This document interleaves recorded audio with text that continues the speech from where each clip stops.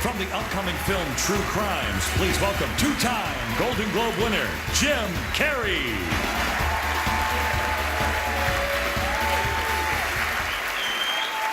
Thank you. I am two-time Golden Globe winner, Jim Carrey.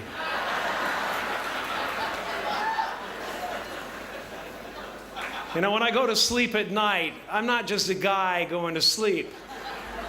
I'm two-time Golden Globe winner, Jim Carrey, going to get some well-needed shut-eye.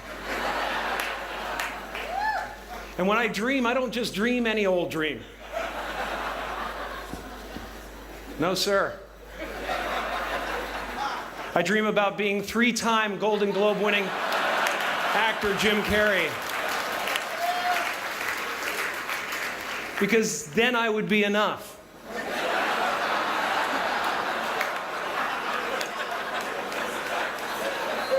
It would finally be true.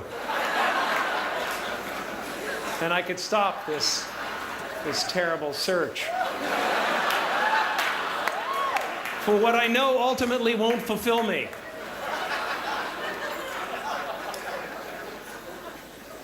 But these are important, these awards.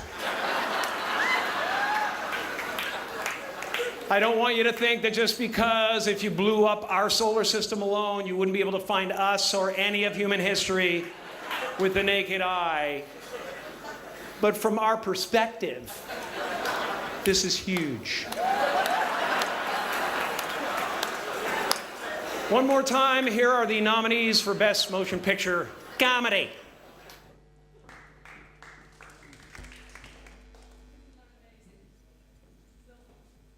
Hello. It's so funny. He has such timing, doesn't he? Impeccable timing. And I don't know whether you've got from that our subject matter tonight. Now, it's really interesting because you can come at it from all sorts of angles. You can talk about it from the point of view of discontentment, or you could talk about contentment.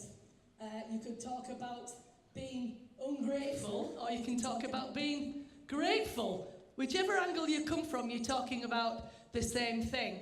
And our subject matter tonight is following on what we've been trying to do over the last few weeks, is giving you some real practical things that you can hold on to that can literally help you in your life. And so tonight, I found it interesting that he's saying that, you know, if you could only manage to be a third-time winner, then he might be enough. He might convince himself that he's okay. And, you know, sadly, this is often what we're up against in our lives. We were talking last week about how fear and anxiety starts in the imagination, because it's not what's going on in the now, but it's either what happened yesterday or what happens in the future, or what might happen in the future.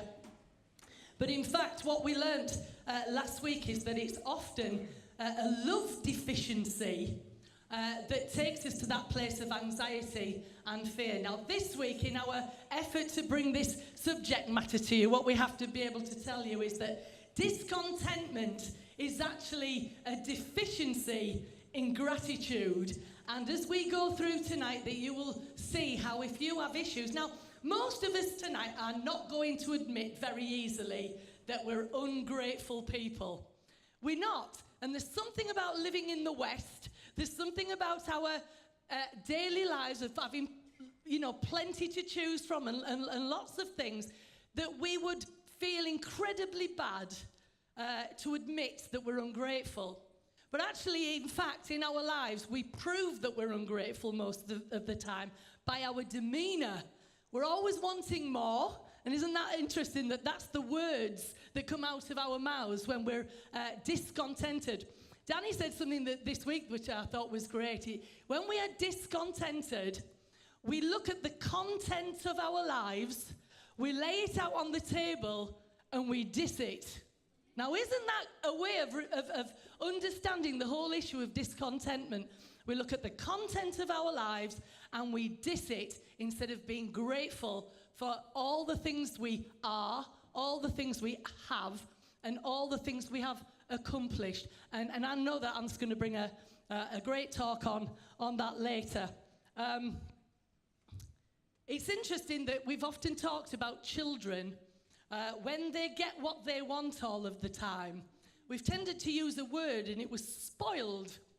If Mummy, I want it, and if you keep, we've all often used the word spoilt or spoilt children. And yet, if we think about it from this point of view, it's usually that there is a discontentment going on because what we already have isn't enough, therefore we want more, and we call that spoiled, when maybe the best thing to do would be deal with an ungrateful heart and start to appreciate what we have. So there is a lot of wonderful things we're going to talk about tonight, but what Jim Carrey said wouldn't it be great if we could end this terrible search?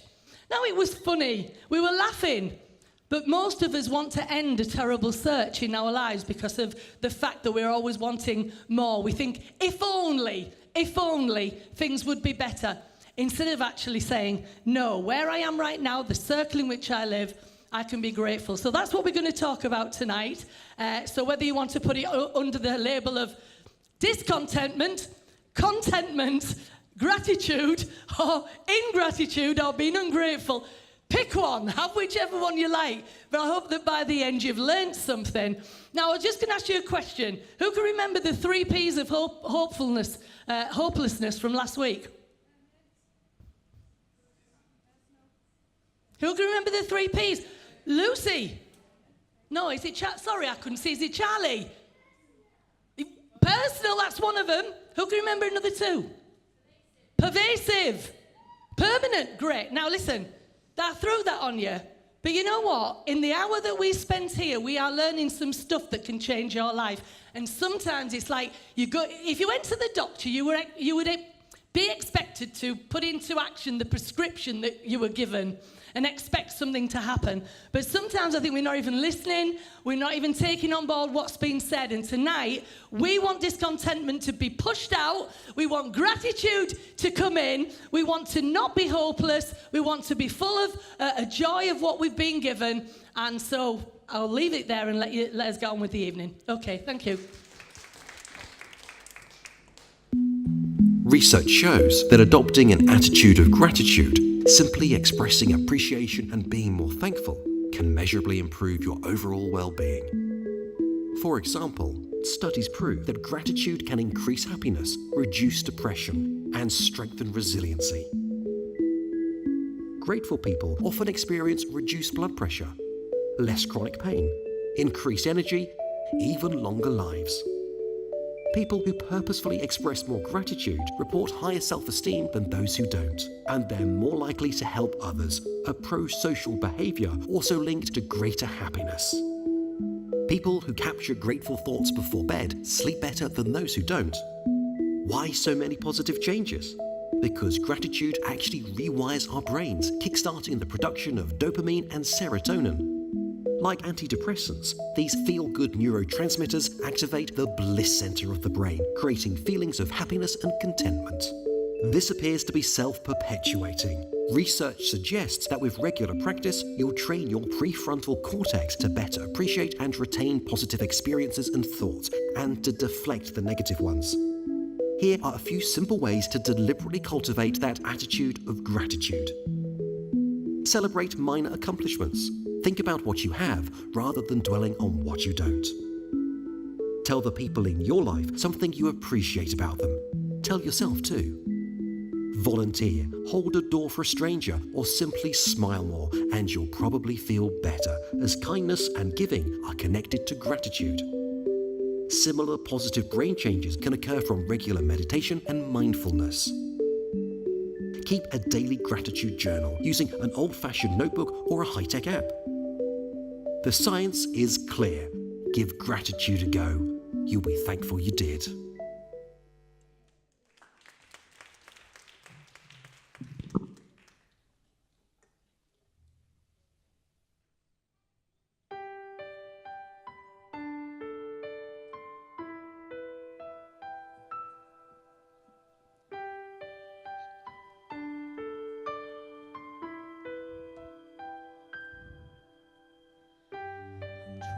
To hold my breath, let it stay this way.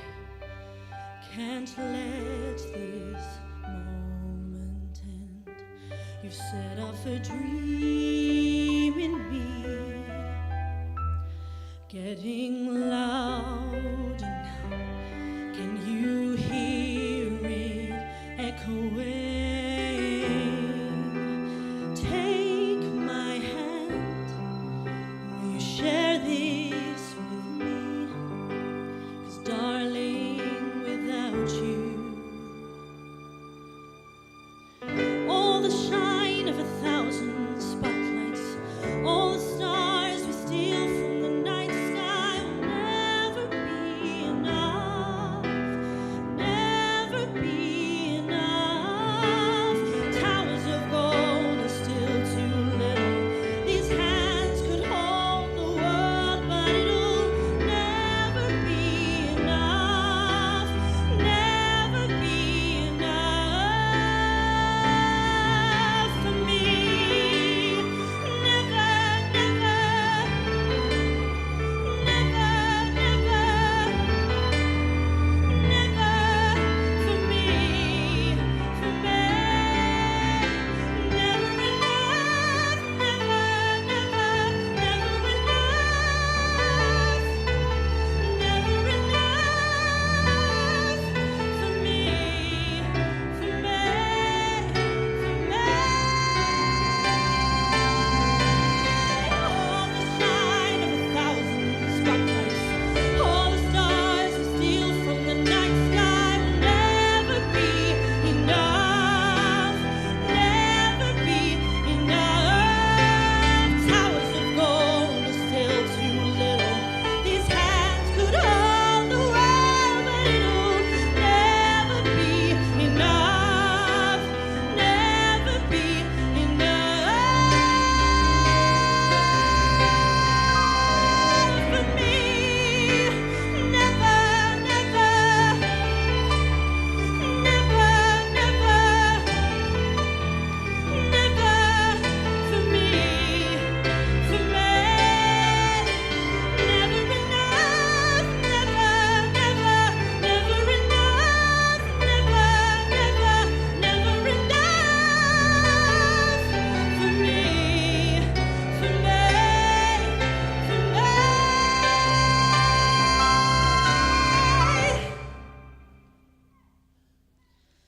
For me.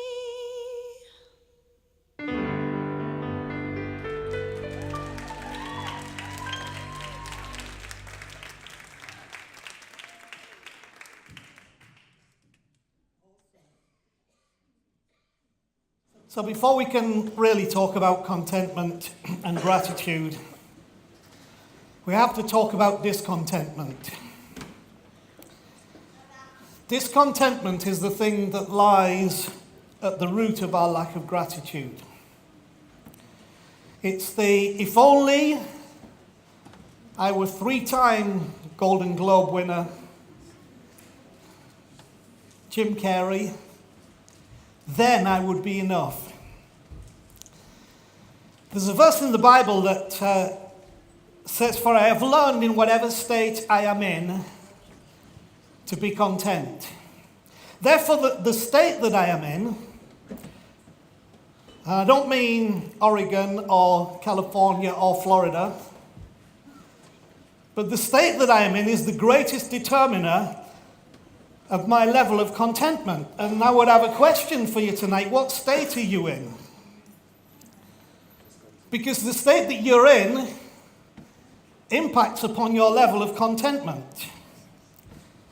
So what is it that I need to learn? Because this verse says, "I have learned in whatever state I am in to be content." What is it that I need to learn? What is it that you need to learn? The first thing that we need to learn is where discontentment comes from. Discontentment comes from setting our hearts on seeking fulfillment through the wrong things. Now, there's a verse in the Bible in 1 Corinthians 10 verse 6 about that, but we never have time to go there in bits. But it's about seeking fulfillment or setting our hearts on getting fulfillment through the wrong things. So the question is, how do you know that they're the wrong things? Because they don't bring contentment. It's quite simple. How do you know if you're setting your heart on or seeking fulfillment in the wrong things? It's because they don't bring contentment. Now, our secular world has taught us in that world view that contentment is based on being full rather than hungry, that it's based on having plenty rather than being in want, and that it's based on ruling rather than serving. That's what our secular worldview has taught all of us, and it's been ingrained consciously and subconsciously. The problem is that makes us strive, either consciously or subconsciously, for the wrong things, which are possessions, what I have, position, who I am, my reputation, and achievement, what I've done, how efficiently I live my life. See, striving is the manifest expression of discontentment. This roots out of the never enough syndrome. That's why we wanted Connie to sing that song. All the things that happen, never enough. And I agree with what Chris said, that if I were to say how many of you would say you are discontented tonight, we're all just too proud and too scared to actually say, I am a discontented person. I'm chasing the wrong things. I am not grateful. And yet the truth is that striving is the manifest expression of discontentment. And you know how much we strive for those things. And it roots out of that never enough syndrome. Nothing's never enough. We haven't got enough friends. We don't have enough money. Not got enough recognition. Not got enough time. Not got enough. Never enough. And I'm never enough for what it is I'm involved in. All this merely compounds the problem. It never fixes it. Yet it's typical behavior of discontented people. And all of this drives us away from the most important key element of contentment, which is gratitude or gratefulness. Gratefulness is the ingredient that equips me to be at peace in the now and enables me to live and to learn and to love. And we'll talk more about that later.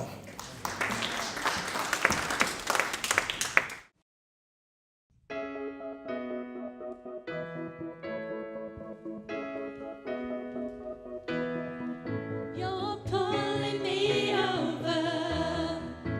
You're pulling me close. With love you surround me. You give me hope.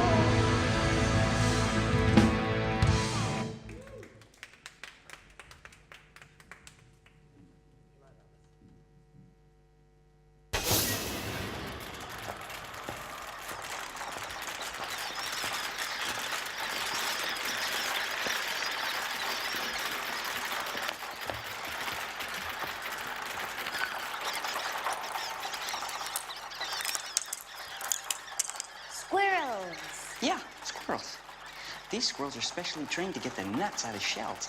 You see how they tap each one with their little knuckles to make sure it's not bad? Oh, look, look. I think that one's got a bad nut. Daddy, I want a squirrel. Get me one of those squirrels. I want one. Veruca, dear, you have many marvelous pets. All I've got at home is 1 pony and 2 dogs and 4 cats and 6 bunny rabbits and 2 parakeets and 3 canaries and a green parrot and a turtle and a silly old hamster. I want a squirrel! All right, yes. Daddy will get you a squirrel just as soon as he possibly can. But I don't want any old squirrel. I want a trained squirrel.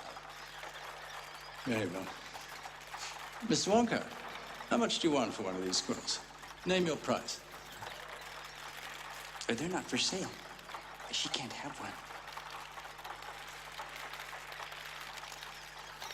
Daddy. I'm sorry, darling. Mr. Wonka's being unreasonable.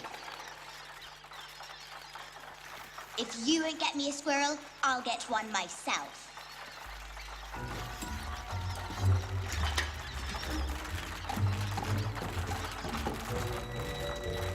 Veruca. Little girl? Hey, don't touch that squirrel's nuts. It'll make him crazy.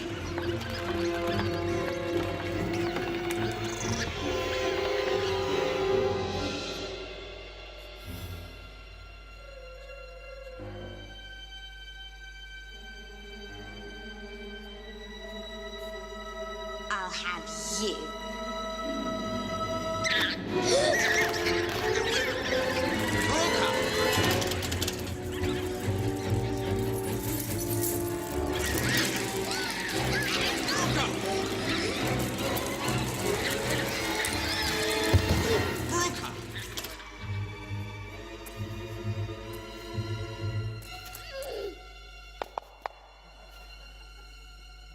What are they doing?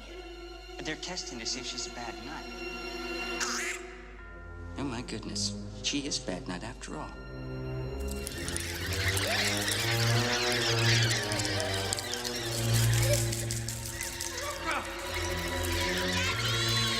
Where are they taking her?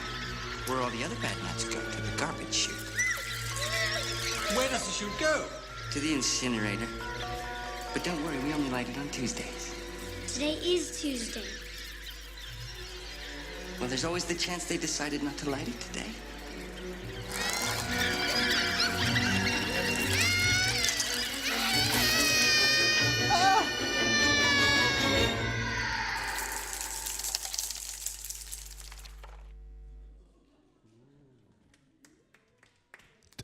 Okay, good afternoon, everybody. Hi. And that was the lesson of Veruca Salt. What an amazing name. Anyone fancy Veruca for the daughter? Maybe not. Okay, so we're going to have a little bit of fun, but first I thought it'd be interesting to have a little think about that clip. Veruca was incredibly, how would you describe her? Give me an adjective. Spoiled, okay. Charlie? Ungrateful, very good. What's the other big word that we used at the beginning? Discontent. Was that what you were going to say, Oscar? Excellent. Okay, discontent. So we're talking tonight about whether we are content or discontent, grateful or ungrateful. Put your hands up if you feel like you might have been ungrateful this week. We have honest people in the house. I like it. Hands up if you feel like you've been a bit discontent this week. You just feel like, wish there was just more something in my life that just isn't enough. Okay, we have honest people. Excellent. Hands up if you feel you've been grateful this week. Who's had some gratitude at some point this week and just been, thank you for my food. Thank you for the lovely sunny day. Did you feel better when you were grateful? It just works, doesn't it? I feel like it's one of those undeniable things in life that just works when you are grateful. It does something within you. Okay, with that in mind, we're going to play a game. But first, I wanted to just have a think about the end of that clip. It's a bit scary, wasn't it? Where did Veruca end up? In the garbage chute, which led to the incinerator, and it all ended happily ever after. She ended up potentially in the incinerator. I'm not going to spoil the whole movie, but it's not as bad as it sounds. But Jesus once told a story about how we live our lives, and he said, certain people, if they don't essentially live the best way they can, put my words into practice, however you want to think about it, he said, they're going to end up. Now, people have interpreted this in lots of different ways. Some have said they're going to go to hell forever and burn, like in an incinerator. Other people interpret that and say, well, actually, Jesus was talking about a garbage dump outside of his city. That was he was literally saying, if you don't put the right things in place in your life will be garbage. It'll be rubbish. It'll be like all the stinky stuff in your bin. It just won't be like the way you want it to be. And I think it was a good parable, that little clip, because I think it kind of gave that same meaning of what Jesus was saying. Actually, sometimes we need to put the right things in place. If we are ungrateful, our life will probably stink, because we won't realize all the amazing content we have in our life. So, it's time to play a game where we realize the amazing content in our life. This is a game we play often in Life Zone. It's called I Spy. And we're going to have some kids, and we're going to have some adults. Kids, who wants to take on the adults in I Spy? Charlie, excellent, up you come. Anyone else? Alfie, whether your hand is up or not, you come in. Jacob, Phoebe. Okay, Millie, you can stay. It's okay. Up you come. Okay, let's have a hand for the kids. And adults, who's going to take on our kids? Liz Sager. Give her a round of applause. Excellent. James, are you up for it? Excellent, good man. Are you going to come and play Connor? Excellent. Diamond, are you playing? Excellent, up you come. Okay, this game is very simple. We have a little tune. It goes ba-da-ba-dum-dum-da-da, ba-da-ba-dum-dum-da-da, ba-da-ba-dum-dum-da-da, ba-da-ba-dum-dum-da-da. And in the gaps, these lovely individuals have to say something that they are grateful for. Just to give them some ideas, shout out some things that you might be grateful for. 1, 2, 3. Is that it? I'll give you one more chance. 1, 2, 3. Okay, we've got a few things that we can be grateful for. Can be anything. There are 2 rules, though. You can't repeat what someone else has said. So if Alfie says he's grateful for his homework, you can't say homework as well, Charlie. Is that all right? Okay. And also, if you hesitate, miss the gap, and you're not quick enough, I will ask you to bow out and sit down, and we'll see who the last person standing is. Are we ready? Phil, are we ready? We're starting with you, sir. You ready? Here we go. Family. Excellent. Each other. Excellent, very good. Millie. There you go. Phoebe. Oh. Clean water. Yes. Community. Yeah. Parents. Yes. No one cheered for that. Yes. Connie. Hey! Oh. My house. Very good. Food. Very good. Socks. Socks, yes. Life. Yeah. Music. Very good. Life zone. Yeah. Clothes. Yes. Danny. Ah. Riley. Chocolate. Yes. Shoes. Very good. Danny. Oh, we've had that. Sit down, Charlie. Steve. Eyes that work. Eyes that work, yeah. Grass. Why not? Grandchildren. Yes. Having a job. Yeah. Chris. Hey. Shopping. Yes. A bed. Very good. Jack. Yay. Oxygen. Trees. Very good. Flowers. Excellent. Yorkshire puddings. Yeah. Ants. Yay. Jenny. Hey. Sleeping. Very good. The world. Yes. Amy. Hey. Darcy. Teachers at school. Yeah. Garlic bread. Garlic bread. Christmas. Yes. Charmaine. Dave Craven. Hey. Birthday. Riley. Cats. Yes. Lucy. Yeah. Hands. Yeah. Burgers. Squirrels. Jelly. Halloween. Yeah. Amy Buttle. Georgia. Having an education. Leicester. Yeah. Animals. Brains. Chicken. Friends. Hippopotamuses. Oh, here you go. McDonald's. Yes. Jenny and Graham. Hey! A head. A head. Hair bubbles. Police. Yeah. Maltesers. Yes. Howard. Oh, he's got it. Drawing. Pencils. Oh, no. Chewits. Beth. Paper. Chocolate orange. Chris Inkley. Friend. Oh, no. You're on Hair. Oh, Phil Craven. Oh, James is our winner! Take a bow, James. Oh, my word. Ah, yes, you can. Sorry. Well done. Okay, so gratitude, contentment. We have a million things to be grateful for. At some point this week, just stop when you're feeling a little bit discontented. Think, why am I? And then try and think of 10 things that you're grateful for, and I bet you'll be smiling by the end of it. Here is a little video to help us a little further.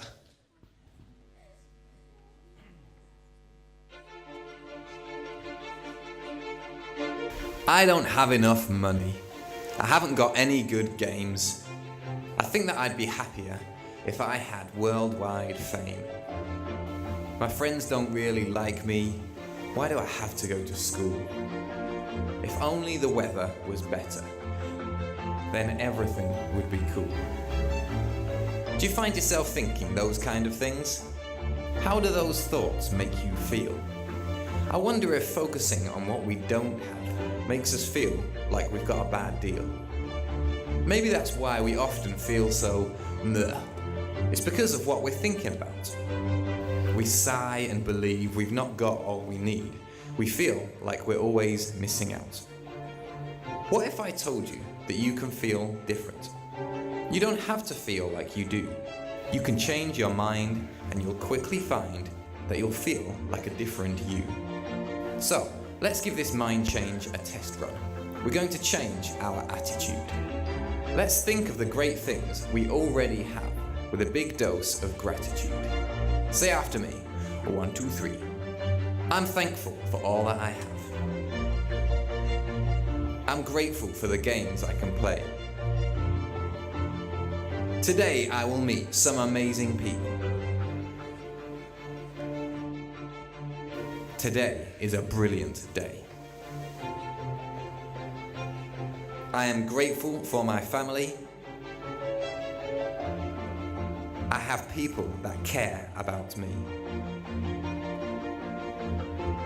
I'm grateful that my heart is beating. I'm so lucky that I get to be me. I can go to school and discover new things. I'm grateful for sun, rain, and snow. I am full of ideas and potential. I can learn, have fun, and grow. So, does that feel any better? It's just a change of attitude. So let's celebrate all that we have, give thanks, and live life full of gratitude.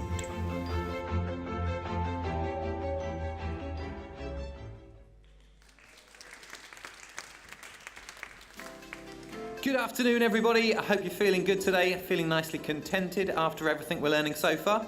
If I could have your attention for the next couple of minutes, there's some really important stuff that I want to let you know about. As ever, we want to say a massive thank you to all of you who make Q what it is, because however big or small you feel your contribution is, there really is no Q without you. Now, with that in mind, if you'd like to support Q today, we'd invite you to make a donation through our website. It's a secure and simple way to give spontaneous gifts or regular donations. So just head over to qyork.co.uk and click on donate. And if you'd like to make a cash or cheque gift today instead, then please make any cheques out to Q York and use the black and white envelopes on the pew in front of you. Thank you. Here's what's going on this week at Q. On Monday and Thursday, the lovely Eunice Craven will be offering a great selection of clothes to those who are in need. If you would like to donate anything to our clothing outlet, then please let us know. On Tuesday morning from 10 o'clock, You and Your Little Ones is where preschool kids and parents make friends and have fun. Entry is £2 per child.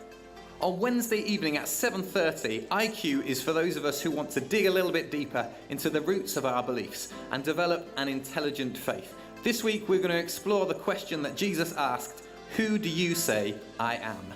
Entry is free and we would love to see you there. If you've missed any of our Wednesday night meetings or Sunday afternoon services, you can catch up on our YouTube channel. Just go to youtube.com/QChurch York.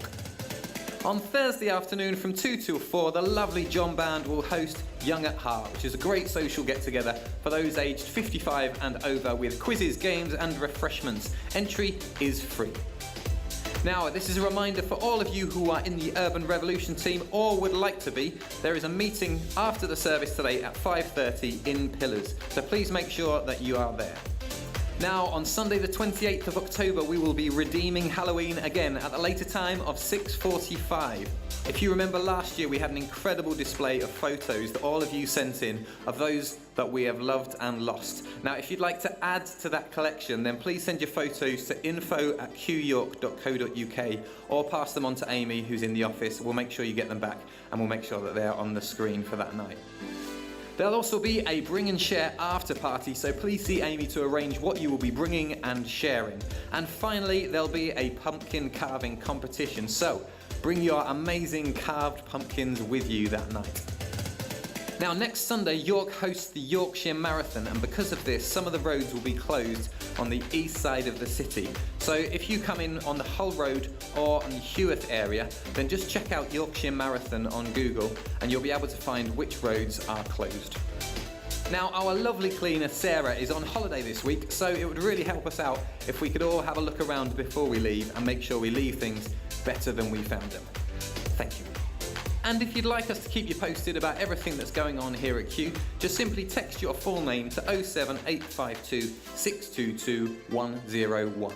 Or to find out any more, you can go to our website, qyork.co.uk, and click on What's On. Thanks for listening, everybody. Have a lovely week.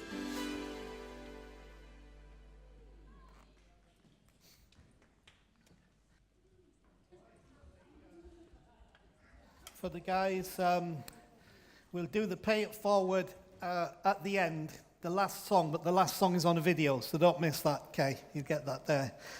Also, big shout out today for our boys at the back and girls in the technical area who serve us every week, and you don't see them like you see the musicians and everybody else, but those guys do a wonderful job on the video and in the booth and doing the sound, and Robert on the computer and the lights back there. So we appreciate you and thank you for serving us. For those of you who like to be involved, give us a shout. Maybe you could show your ability in some of those areas. So, where are we at? Well, I think one thing you should have gathered, and we do need to know, is that contentment is not based on being full, having plenty, and being the boss, okay? The sad thing is, I can tell you that all night. I could repeat it for another hour, and you would hear me, and your brain would say, that's right. And then by the time you leave here, or even before you leave here, in conversation, in interaction, going home, going to work tomorrow, you will have rescinded back into the place where you think, not enough, doesn't meet, I'm not enough, that's not enough, this is not enough, I don't have enough, there'll never be enough, and we get into the 3 Ps again from last week, because there is something that happens to us which is called conditioning, social conditioning. And in social conditioning, it means that we become conditioned by our life experiences. Now, I know I'm on a winner here because there's not a single one of us here who's not alive. Some of you don't look very alive, but I am told by reliable sources that you are. And every one of us has had experiences and continues to have experiences of life and in life. And those things condition our thinking and they condition our beliefs. Now, There is a kind of religious approach that simply says, if we bring you here, make you feel happy, give you a high, then you'll be okay because none of that will matter. The problem is none of it will matter for 30 minutes or 40 minutes or an hour and 30 minutes. And I have long been a proponent, I don't mean to be overcritical, but I do believe it, that sometimes what the Christian church calls worship is the church's version of getting high, okay?